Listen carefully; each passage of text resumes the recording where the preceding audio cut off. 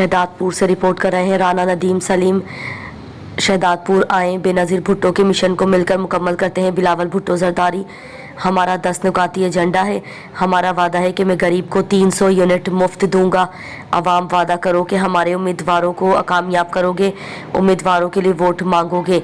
मैं अपने उम्मीदवारों से हल्फ लेता हूं कि आप अवाम के काम करेंगे।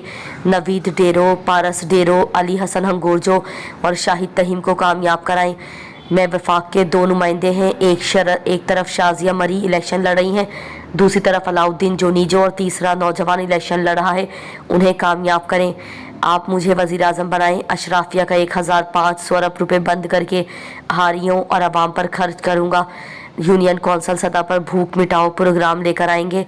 हर ज़िला में यूथ सेंटर का क़याम लाना है जिसमें नौजवान खेलों की सरगर्मियों में हिस्सा लेंगे।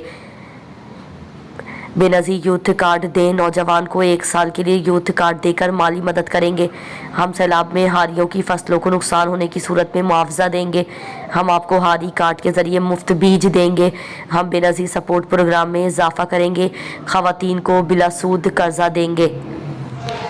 ये सांगड़ जिले के जो जियाले खड़े हैं, इन्होंने आमरियतों में बड़ी मार खाई है, लेकिन ये कभी ना झुके ना बिके। अब मैं दावत